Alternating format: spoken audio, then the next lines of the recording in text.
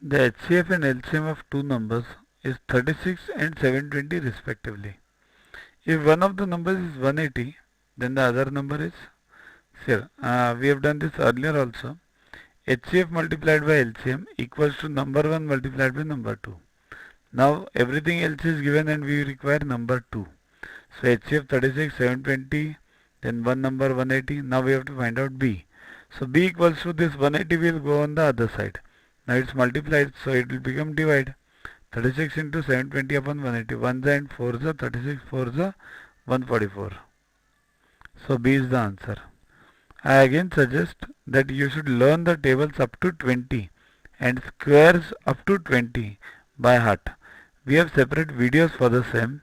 For tables, you sync behind those videos on a daily basis so that you can learn within a span of 2 months. Download Yuvaguru app from Play Store to get these videos, tests, question banks with explanations on your mobile. You can also get 500 plus questions with soft copies and case studies on your PC. This is a separate paid version.